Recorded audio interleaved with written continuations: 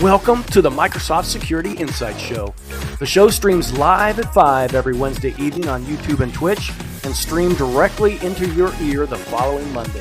Hosted by Edward Walton, Andrea Fisher, Rod Trent, and Brody Castle, the Microsoft Security Insight Show provides information, news, and tips on Microsoft security solutions.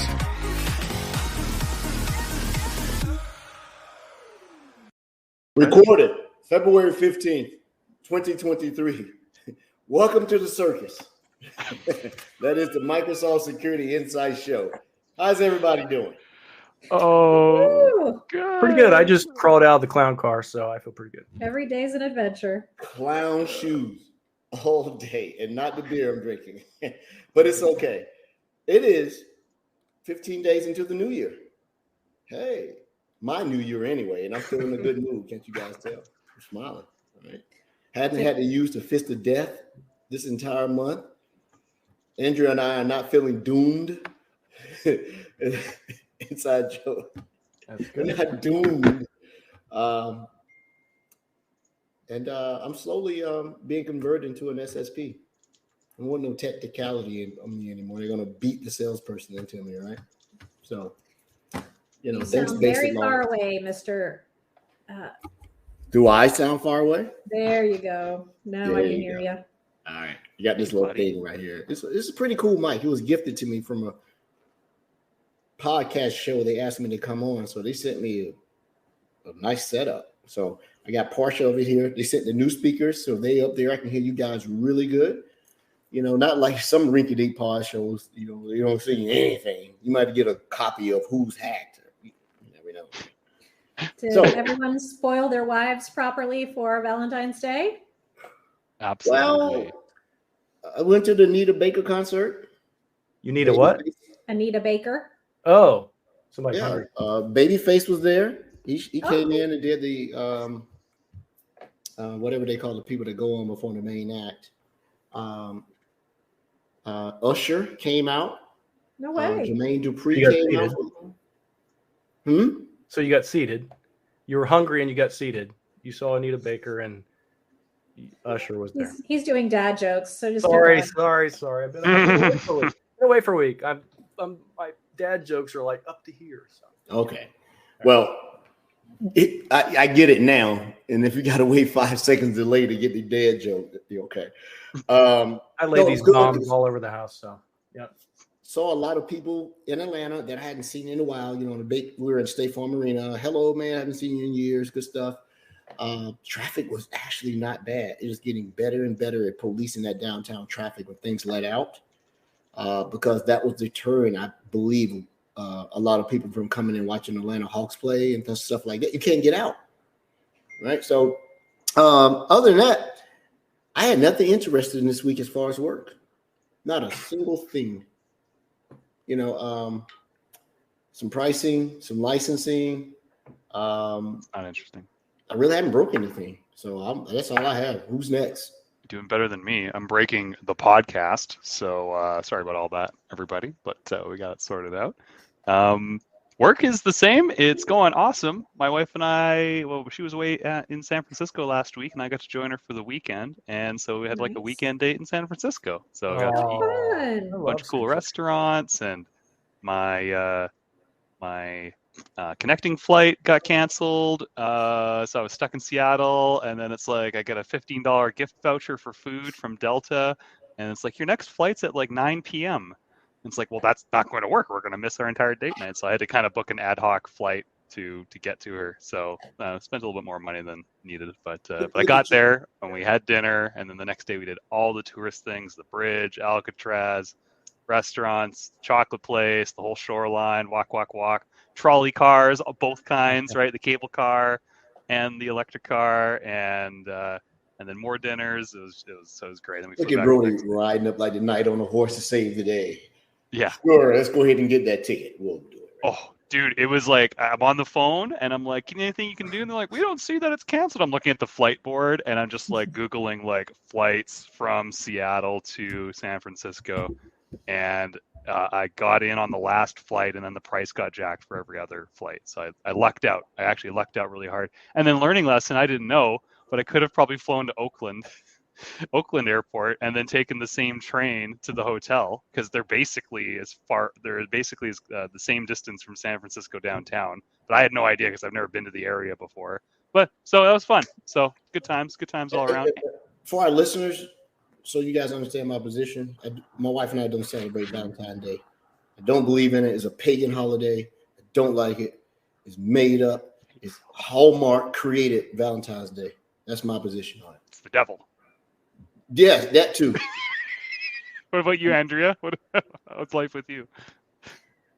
Well, old maid that I am, I went to the gym, and I think that may have been it.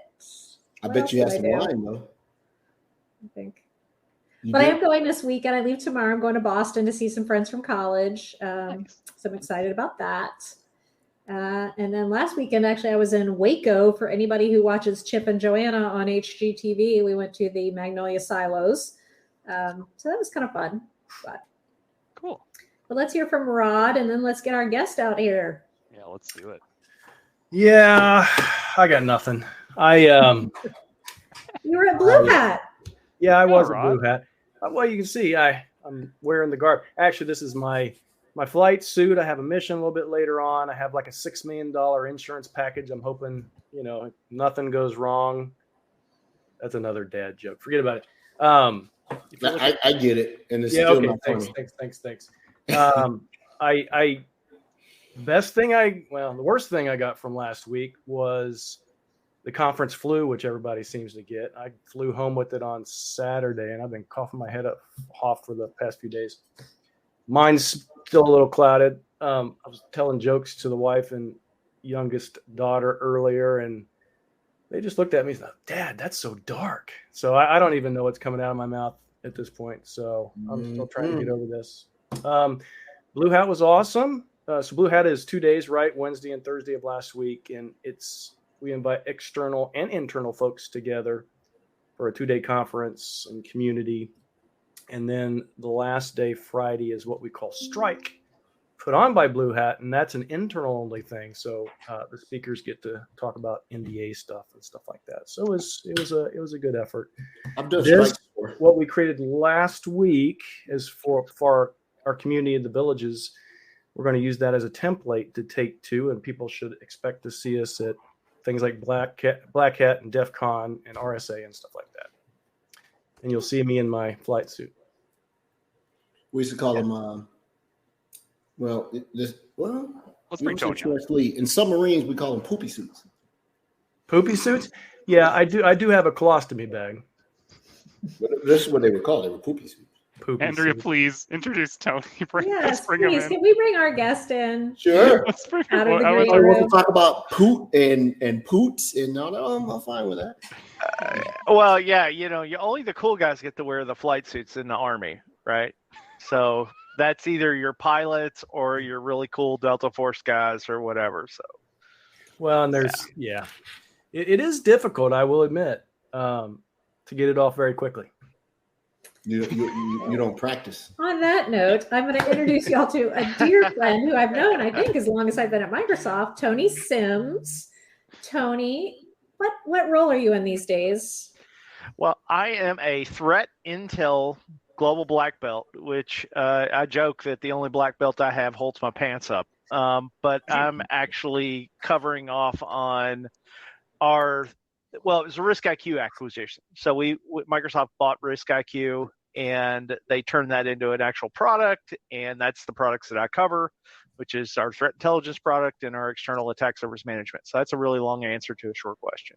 How long you been enrolled, Tony? I've been in this role since May of last year, so we're coming up on a year. So not very long. I was in Redmond with all the Risk IQ guys doing that little thing. Were you there? Did you and I? Yeah, but I don't know how many between the two of us how many drinks we might have had. So yeah, keep it on the down low. Yeah. Because I know me and Eric Snyder hung out the whole time. Now that I think about it, you were talking to Michael Lloyd. Okay. Yeah, I was hanging out with Schnegelberger, which is never a good thing. Yeah, that's what it was. My bad. So now, Tony, but you've been at Microsoft how many years?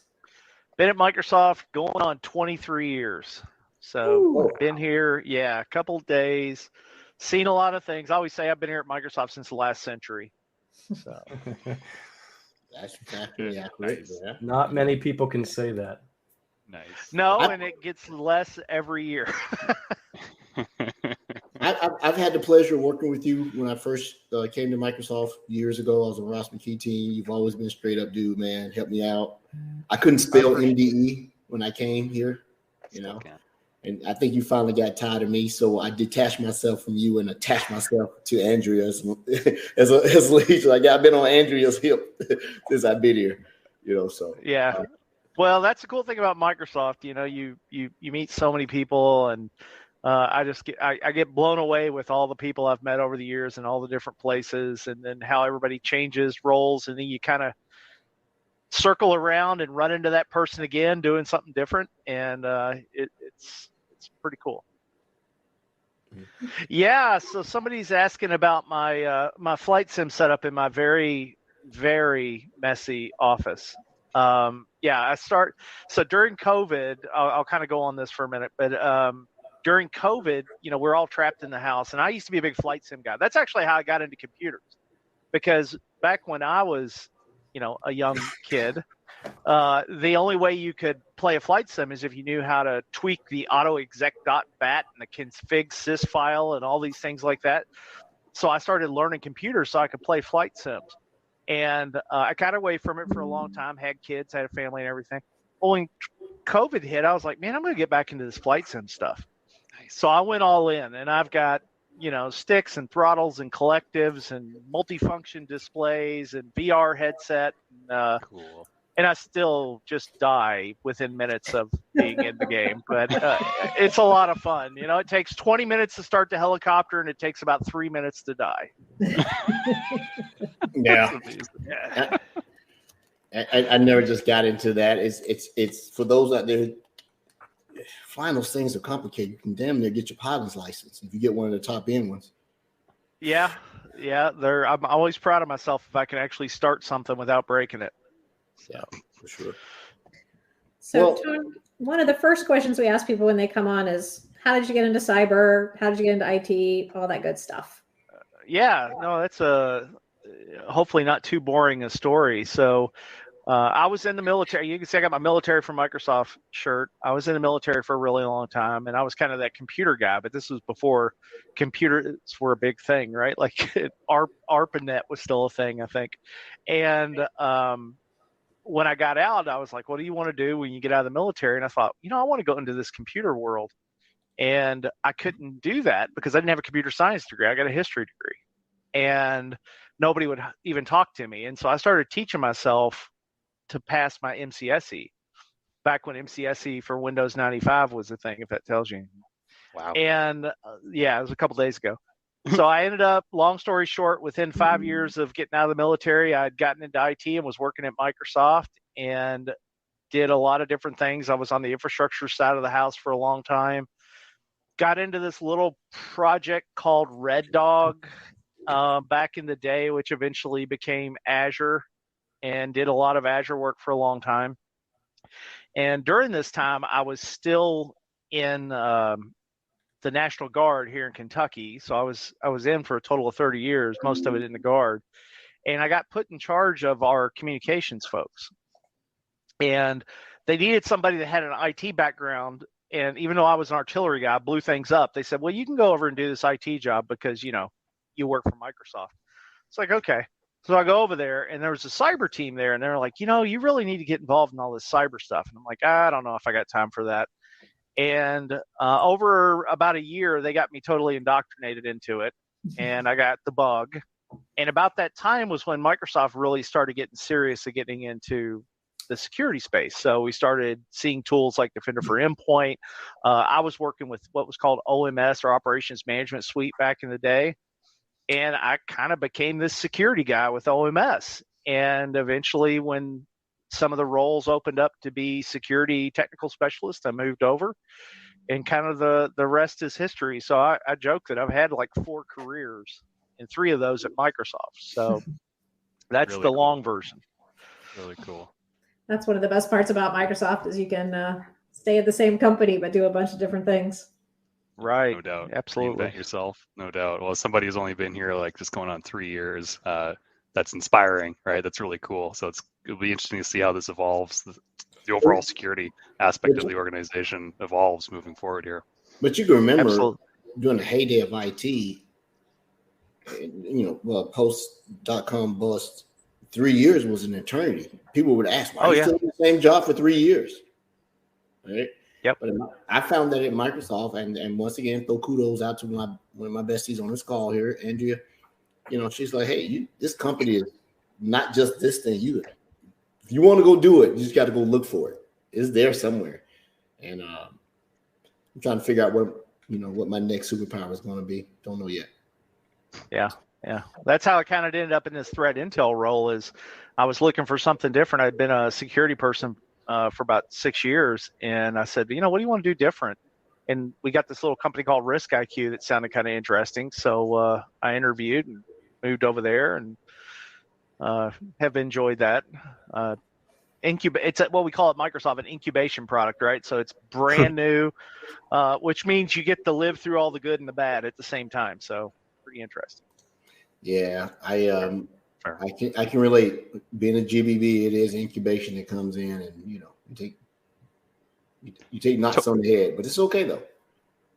Tony, how much of your skills from time in service help you in your current role today, especially in this threat intel specialization space? Like, what can you draw on from your experiences to help you be successful in your current role? Yeah, that's what's really funny is when I got out of the military, and I was artillery, by the way, and I won't give you I could talk for hours about artillery because I really enjoy it. But anyway, it was all about, identifying bad guys and then targeting bad guys. That's the kind of real short way of describing it. And when I got into cybersecurity and I started learning about it, I was like, this is pretty much the same thing as kinetic warfare, except the battlefield's different.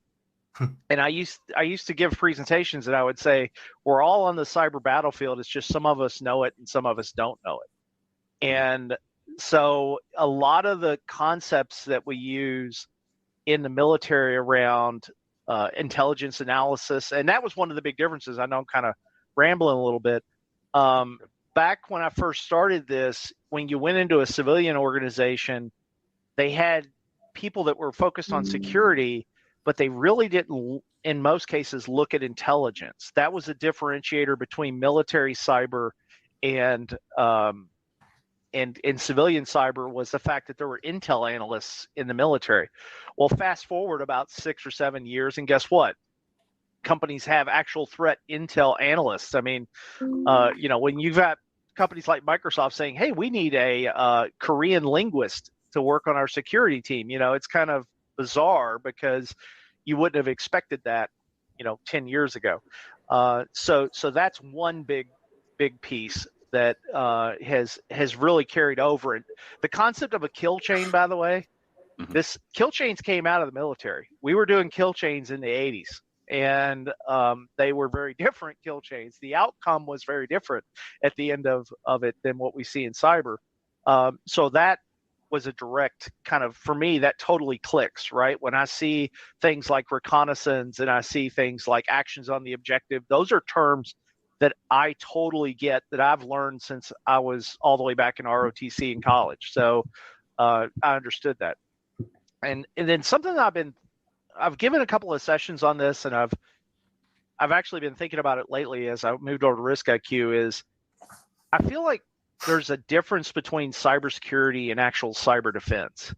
And I think that in a lot of companies, they focus on cybersecurity, but they're not really thinking about a defense. And when we think about a defense, it is an actual operation in a kinetic environment, in the military. It's not passive. I think a lot of times we think of cybersecurity and we act very passive, right? We've got our antivirus and we've got our firewalls, and we're just hoping that everything kind of protects us and all's good in the world. And when we think about an actual defense, in a defense, you need to analyze your enemy. You need to analyze how somebody could get into your environment. You analyze, what are your vulnerabilities? What's the enemy objective? All of these things, which I learned again back when I was, young back in the 80s. Now we're starting to see in cybersecurity, and I think that's something that we're not seeing with a lot of organizations. And I think that's why you're starting to see a lot of military people now kind of move into cybersecurity, because it makes sense. I'm going to shut up now, but I could talk a lot longer. There's a lot of reasons why. One comment on what you said. You're only maybe the third or fourth person that made that comment that cybersecurity is, most people think of it as, defense. And oddly enough, I'm one of the four, and other people with 3 military, and they like to break it down into cybersecurity's intelligence. And then you have 2 aspects of it: cyber defense and cyber offense, right? That sort of branch off, and they're not mutually inclusive, but the cybersecurity is the intelligence to understand both sides and know where you operate.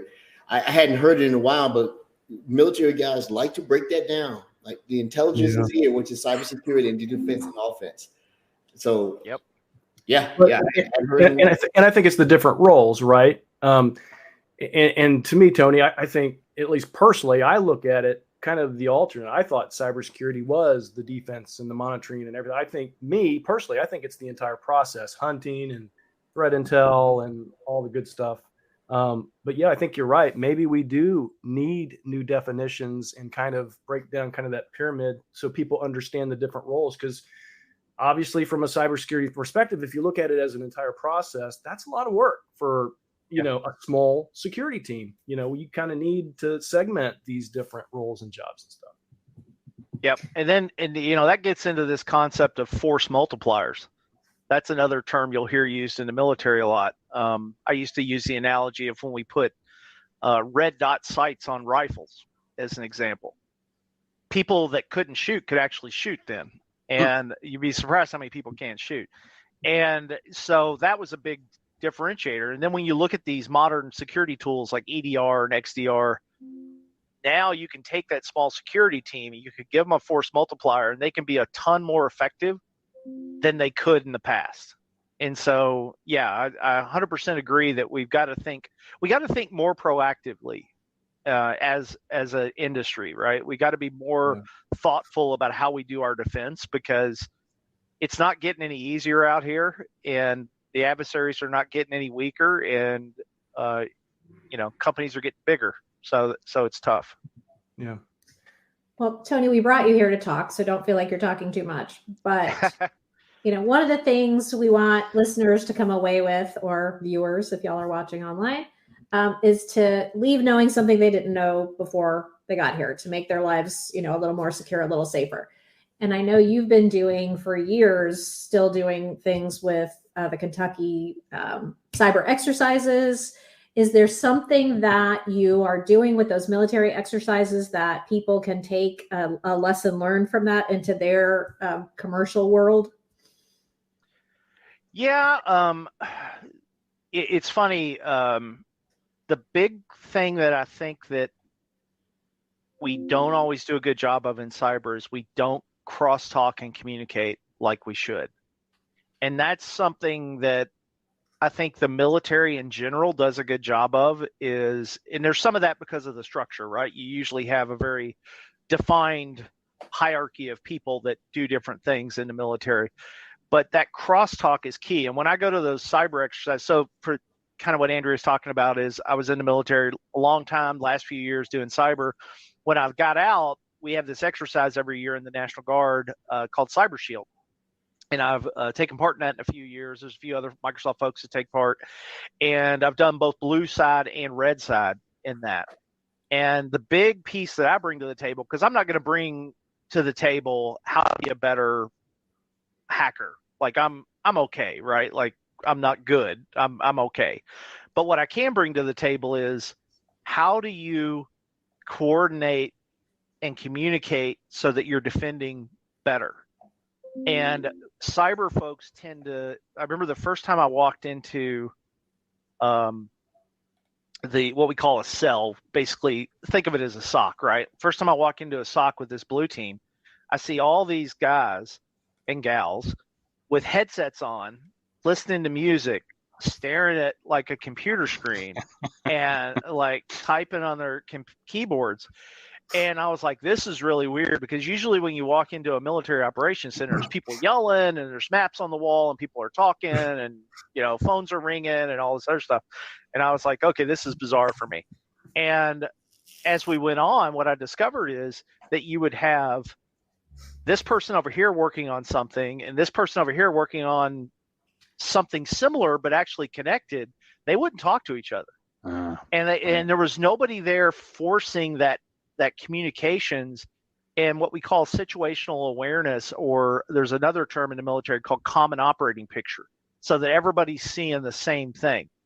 And so when I think about, what can you take away as just a SOC from the military, it's making sure there's information sharing going on, that everybody's communicating. I got taught by somebody a long time ago, when you work in an operations center, you always ask yourself, who else needs to know? Who else needs to know? If I get a piece of information, who else needs to know that information? And I think that that's something that there's a lot of, I won't say people being introverts, but security people and IT people tend to be very kind of individually focused and don't always think about the bigger picture. And that's something I think is a really big takeaway that I got, that I think, we need in the civilian cyber world. Well, communication is always an issue, right? It's just how we are. I'm an introvert, right? It pains me. I promise you, it pains me to be an in-person, social, periodically. Blue hat just wears me out. I have to go back to the hotel room at night and just, fall asleep and die. But communication but we can use technology to accomplish that, right? We don't have to do this face-to-face, in-person. We can use technology to accomplish that, to help accommodate people like me, which is generally all of those IT pros or all of those security folks that generally just don't like to talk to each other, right? So it just really depends on the tools and the capabilities with those tools, if they have that opportunity for that. I think that's true, Rod, but I also think that before I worked at Microsoft, I worked at a financial services company, and I can't tell you how many problems got solved in the cafeteria because, even when you're physically in person, you're siloed by, this is where engineering sits, this is where networking sits, this is where the email people sit. And so that collaboration that happens organically, I think, is super helpful also. So I know I'm not saying everybody, I know there are people who are like, everybody needs to be in the office all the time. I don't think that's true, but I do talk about the cafeteria, that's in a comfortable setting, right? So that's different than, okay, I'm hard focused on this. And you could trade a little info for a Twinkie or something. A Twinkie. Yeah, we always joke about the, at least back in the day, I'm sure it's changed. I've been out for a while. The smoker's pit.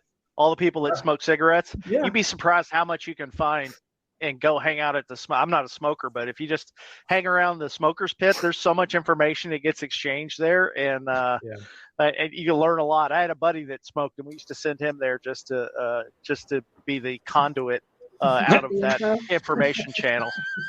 Which is probably the reason that I got issues now in the Navy. It was a smoking area where all the chiefs sat, senior chiefs, master chiefs. That's where all the information was disseminated, right? Yep. And I got to co-sign you on that one. I will sit up there, get all that information, then go back and take a shower. Yep. Yeah, exactly. To what Rod was saying, though, you're actually, it's a really good comment. If you have the technology, and that's something that military cyber in a lot of cases lacks from civilian cyber, is they, especially in the Guard, and I won't get into all the details about how they have to operate, but they have to operate with a lot of open source tools due to licensing or whatever. And so they don't have some of these advanced systems. having some of the systems that are out there today, and I'll go back to things like, XDR and next generation SIM tools and things like that, that do allow you to collaborate without necessarily having to get everybody in a room and talk at one time. I think that that's something that like I just a little bit of a tangent to that. I used to teach the guys how to put together a timeline, because a timeline is so important in cyber, like knowing when something occurred in the sequence of events. And doing that with traditional tools is really tough, right? I mean, because you're trying to correlate all that, and then you get an XDR tool that just lays it out for you.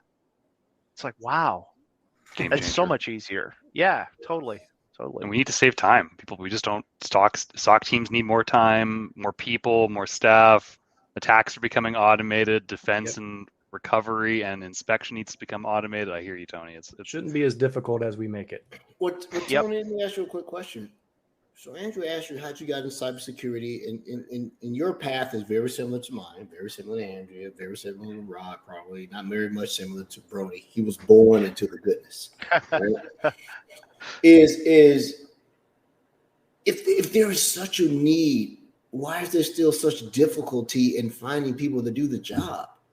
I mean, is the need artificial, or is the need still being hampered by something that we don't see? Because the job boards say something different from people who are saying, man, I don't know how to break into cybersecurity. So,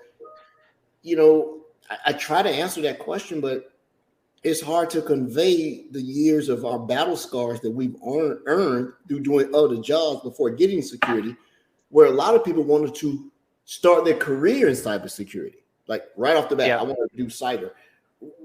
Am I missing something? Because if you listen to the news, there are a gazillion jobs, but if you listen to the people, we can't find anybody. Who do I believe?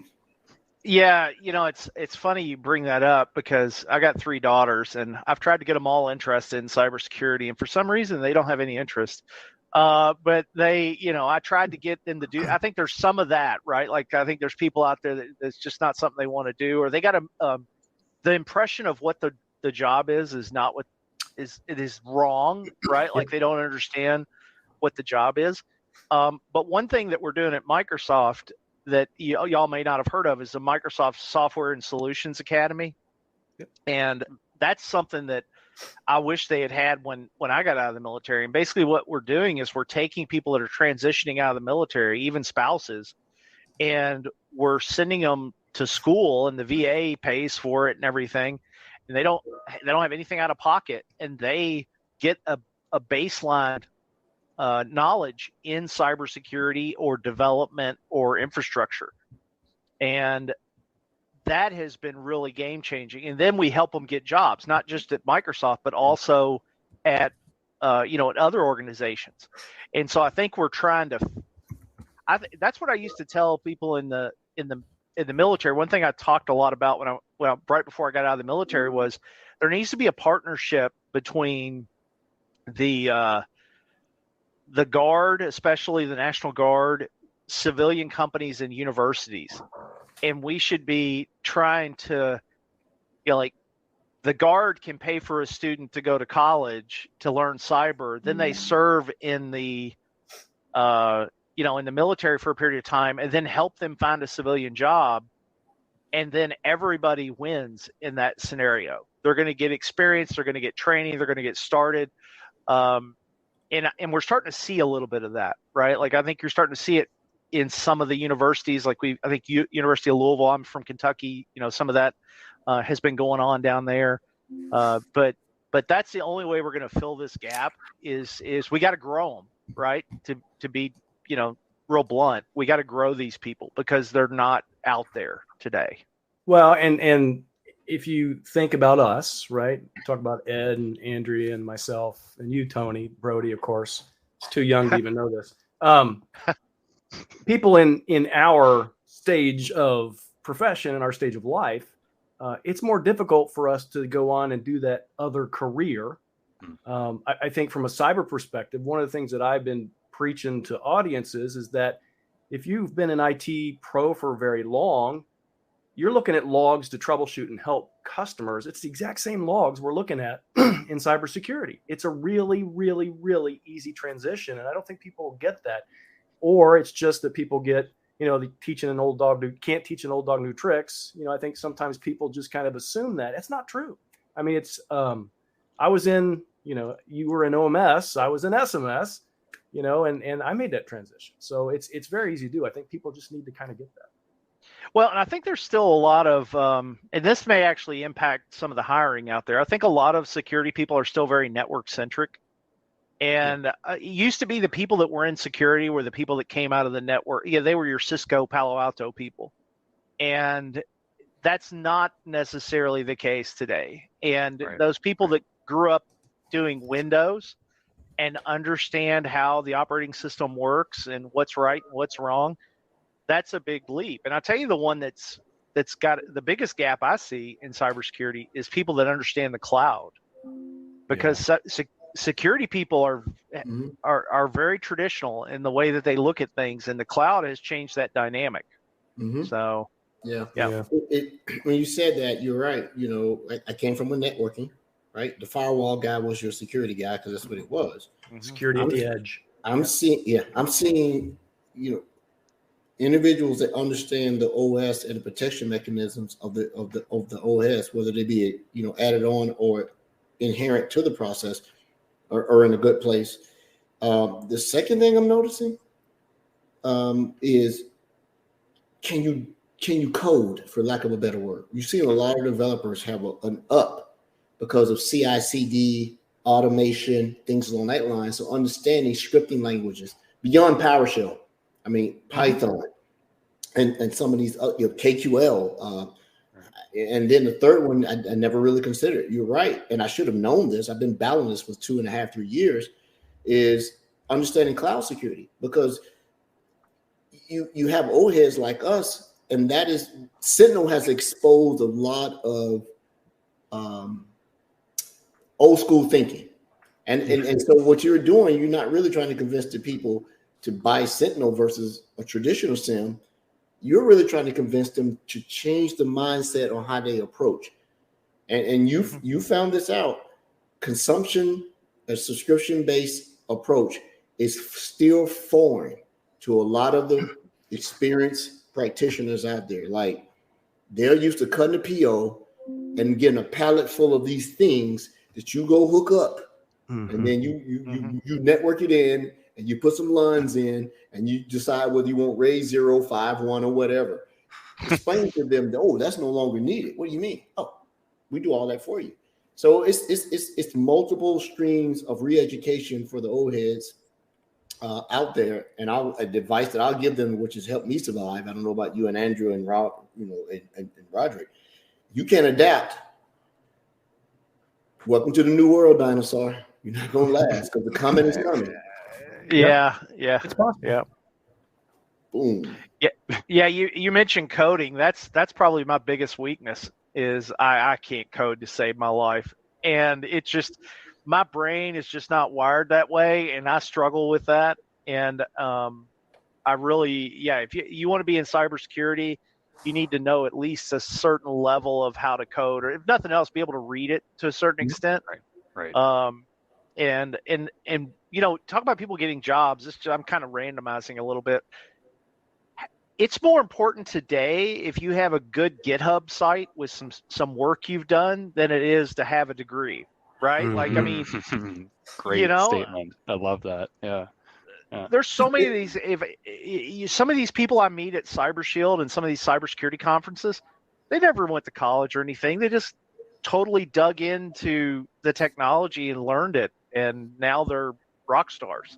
So, I'm not a coder by any fast, and it takes the mindset. Generally good writers are good coders. The people on this podcast know what my writing skills are, so you wouldn't want me to write code for you. That would be a bad thing. If you want me to write code for your self-driving car, go ahead and get your premium updated. That's why I invented the new Bing. Well, that's right. Go ahead. ChatGPT. I was just going to say, if there are any children listening to this podcast with their parents, we are not saying don't go to college. Just to We're just going to make that caveat Right. so Go that to we don't have any college. parents having a heart attack. Right. Yeah, it's a good combination to be able to have both. I think college is practical, theoretical, and then learning on your own is practical and execution of a sort, Yeah. right? Yeah, and play you don't have Minecraft. that stress, because Right. I'm never stressed when I'm sitting here at 2 a.m. trying to figure something out. Like, okay, write this code here, drink another beer. Well, and I think you're right. It's a different mindset. So I come from the IT pro world, Tony, you and I think most of us do. We kind of have this engineering mind. We look at and try to figure out how things work so that we can resolve issues. Coders, on the other hand, they're the ones that actually create the things that work, right? And then we have to go, we're like the people that come behind them to figure out what's broken. It's funny. I make this joke a lot of, a coder can write the driver for a network card, but they'll forget to check that the cable's plugged in. Yeah. That's where Speaking we of silos, they're siloed on their task. Yeah. Good call. Good call. Where we walk in and go, grab the cable and go, dude, your cable's unplugged. Keep it simple. A lot of these younger folks won't understand the 3 P's: ping, path, and power. Yeah. Ping, path, and power, baby. Is it plugged in? Yeah. Is it connected? And do you have the right route? Yep. There you go. Tony, can you tell us more about one of these cyber exercises? Because to me, that sounds super interesting. Yeah. Like what happens? What do you do? What are you fighting? Yeah. Are there So, snacks? you have to supply snacks. your own snacks, except for coffee. There's usually coffee there. And maybe a few MREs. But for those of you who don't know what that is, it's a military ration. But so in the military, and this is actually another good, I guess, idea that I don't think civilian organizations have really grasped yet, is that in the military, as long as the military's been around, they have practice warfare, right? And you have good guys and bad guys, and you play against each other and try to win. Well, when they started doing cyber in the military, they took that concept and they applied it to cyber. And that is we've been doing that for so long that we military know how to do that. Like, I know how to set up an exercise, what we used to call a force on force exercise. That's what it is. Force on force means, good guys and bad guys going against each other. And we've done that forever. There's a place out in the desert out in California called National Training Center that, almost everybody's been through. It's been in the Army or the Marines. And you learn how to do that. Well, they took that same concept and they applied it to cyber. And without getting too crazy with all the details, in the military, for the most part, everybody's defensive focused. The National Guard is really 100% defensive focused. And so those are your blue teams. And one of the cool things about the Guard versus active duty is the Guard is real open to working with anybody.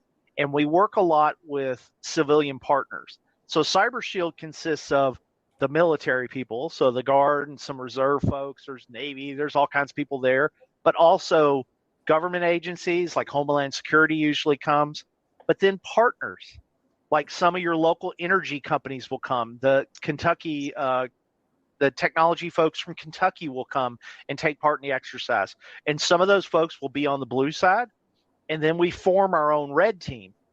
And the red team, you talk about it's almost like the Star Wars cantina for those that remember that. You walk in and you got people in camouflage, you got people with beards and hoodies and nose rings, and everybody's doing the same thing and they're all on the same team. So it's really it's really cool that way.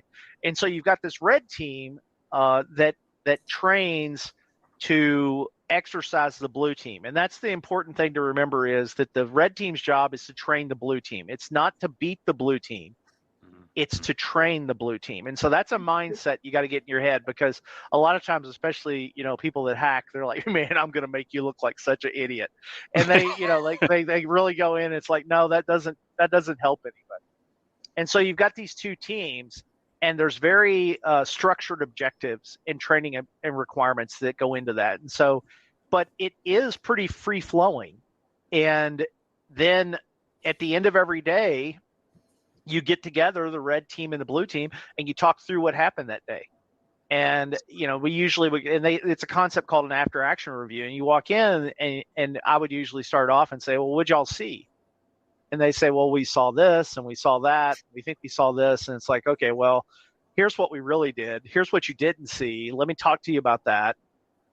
Let's go look on this window. So, you saw it on the network, but what software was running on the server that was allowing us to get in? Oh, we never found that.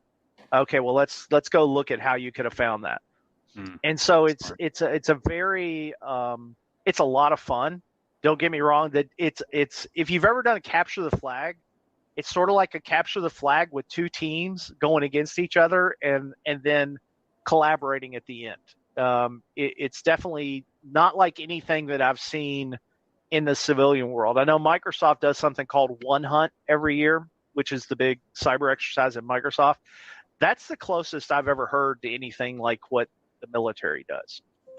And so hopefully that described it, but it's definitely and by the way, at least Cyber Shield is guard focused. So you've got all these different states, and it's not one battle. It's, let's say 20 states show up. It's 20 battles. So there's 20 red teams and 20 blue teams all going against each other.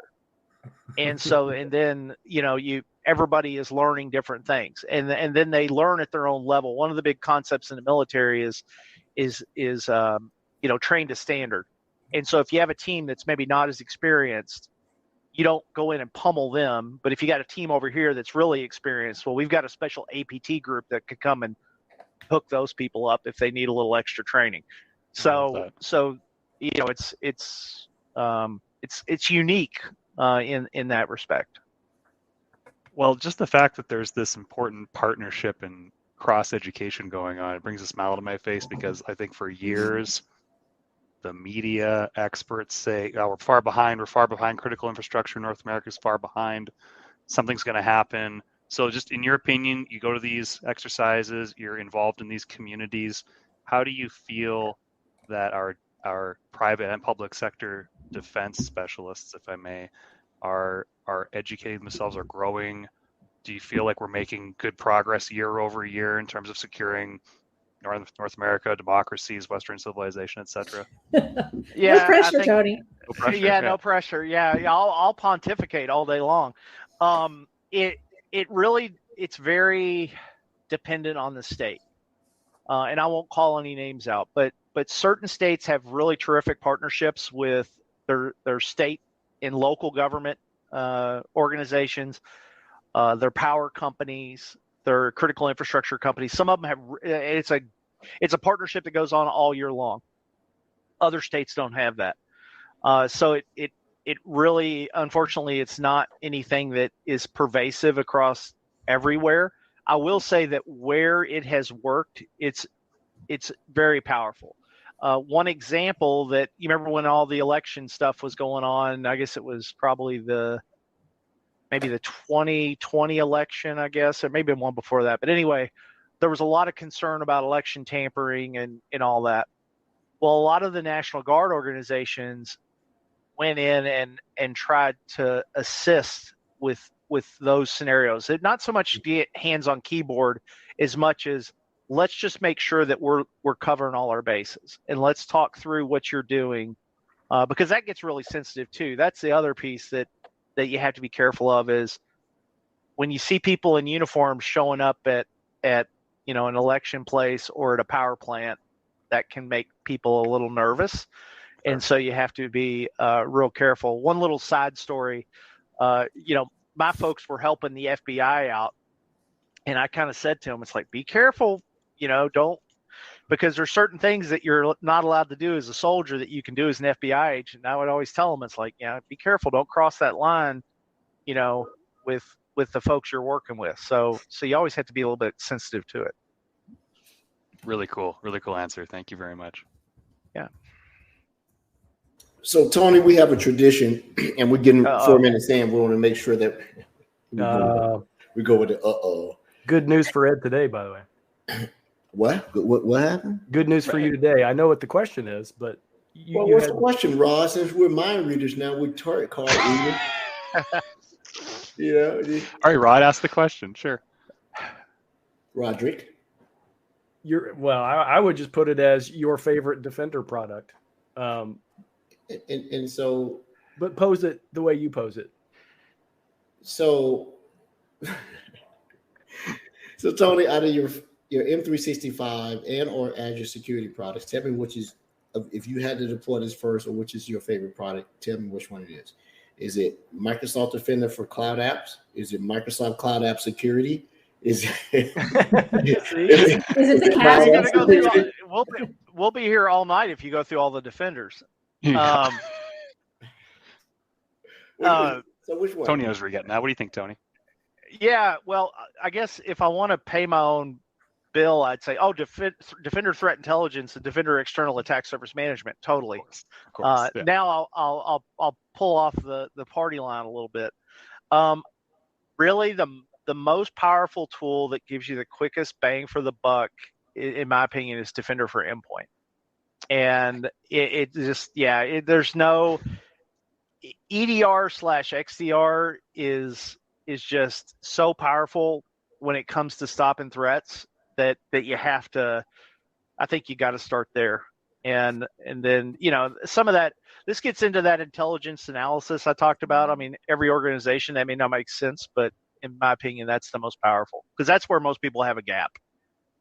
So, and I would agree with that, knowing where you work and things like that, because that is an absolute gap.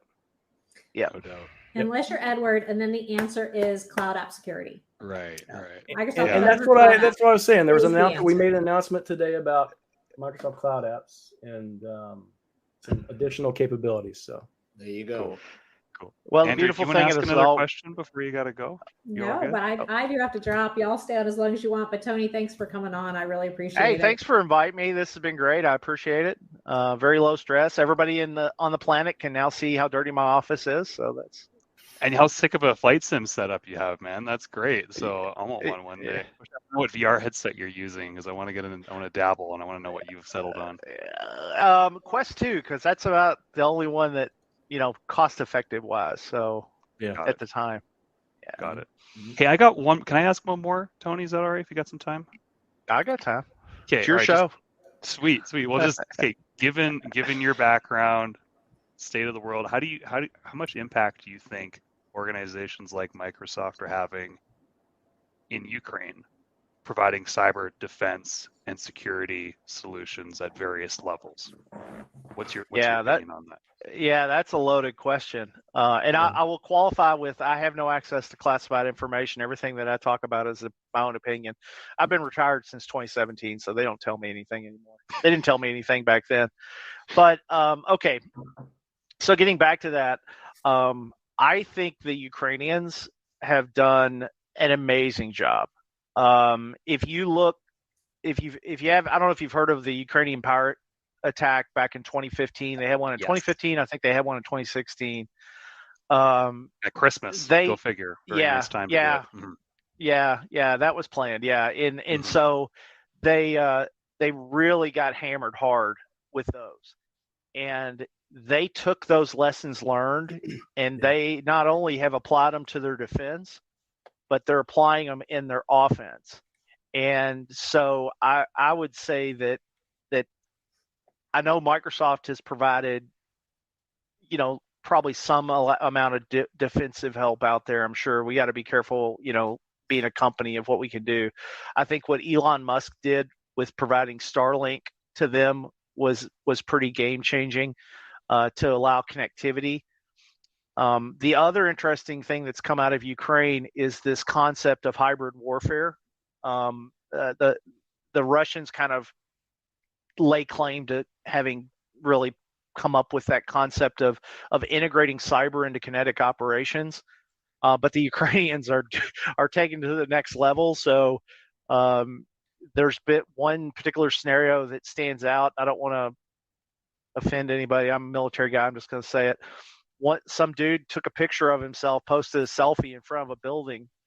Well, the Ukrainian cyber people figured out what building that was, and they dropped a ton of hate on top of that guy.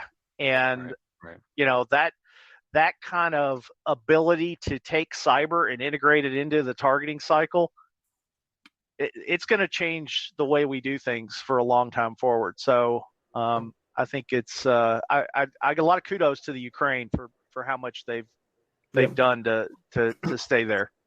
So big shout out to our favorite Ukrainian, Sergey. Used to be working together at Microsoft, he's doing good stuff at AWS. So good for him. But Tony, I like Andrea, I have to drop.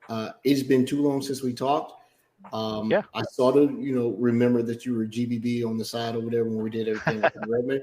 I'd like to pick your brain on a few things, and at the same time, it'll remind me to reach out to Eric Snyder, touch base with him. But man, I've been a fan of your work. I'd like to have you back on the show, even though that's a pet peeve of Andrea having repeat. He's not here though. But that presentation that you do, that the way you correlate cybersecurity to military operations is something that I think our listeners need to see, because it seems cool. It seems information technology. It seems everything. This is warfare. Yeah. Cybersecurity has taken small countries and made them superpowers. Mm-hmm. Nobody's going to fight a conventional war anymore, right? Unless you're stupid.